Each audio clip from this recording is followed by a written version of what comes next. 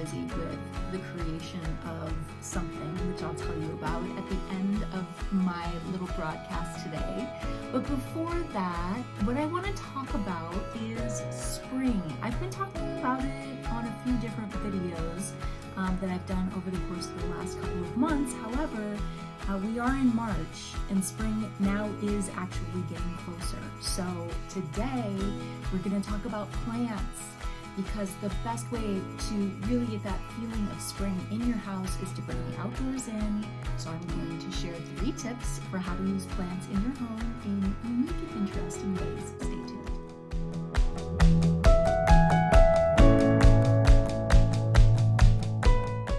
I'm Erica Hansen. I am a certified interior redesigner, and I help people use what they already have to create homes they loved. Today we're going to talk about plants, so stay tuned. I have to share a secret. I don't always have a green thumb. I do have one plant. It's actually here in my office with me that I have been able to keep alive since about 2019, which quite frankly seems like a small miracle. But even if you don't have that gardening skill that some folks do, it doesn't mean that you can't enjoy plants in your home, and I'm going to share 3 tips for how to do just that in this clip. First of all, I love eucalyptus. There is something about the smell of eucalyptus that takes me back to dime store, drugstore days of my youth. I don't know what it is. It smells like craft stores or craft projects, doesn't it? I love it, and the best place that I love to use eucalyptus in my house is in the bathroom. It just provides this natural air freshener. If it's in a room with a shower or a bathtub, as the steam fills the room, the eucalyptus just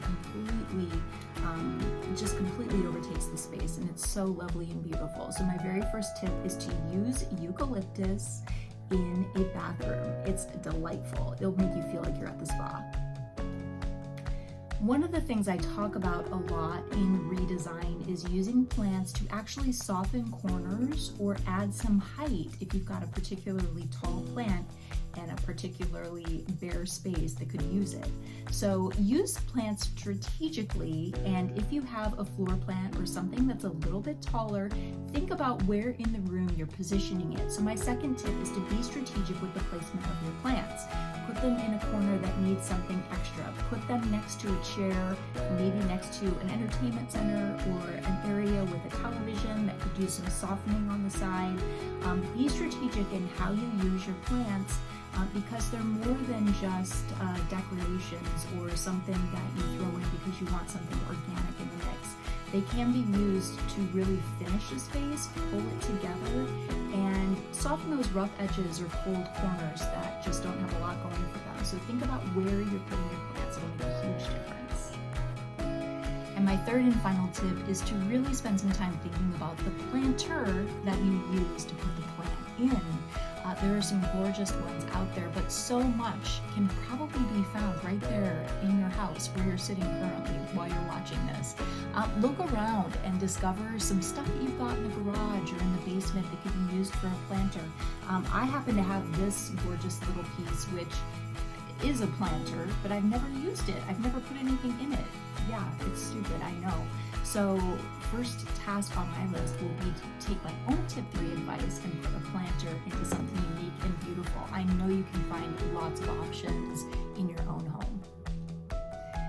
And now I want to share a super fun project that I've been developing for what feels like months. Well, it doesn't feel like months, it has been months.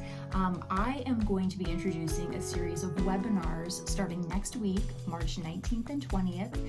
Please go to the link that I've got here in the description box below and register for one of my free live webinars. If you like some of this redesign content that I've been offering, you're going to love the subject of the webinar, which is basically 5 of my best kept redesign secrets. I'm sharing with you 5 of my most versatile pieces that I love to use in every redesign project. And you know what? Even if you don't have these 5 pieces at home, I'm going to share substitutions with you so you can very easily get the same look with what you already have on hand. So please join me in my online workshop, March 19th or 20th. pick the time that works the best for you, and I cannot wait to actually be able to talk to folks live. I do so many of these videos where I'm just talking to myself. I cannot wait to talk to all of you live. I'll be doing some Q&A, and the webinars will be a ton of fun. So link below, sign up for one of my free online workshops, and I will share my best kept redesign secrets with you. See you soon.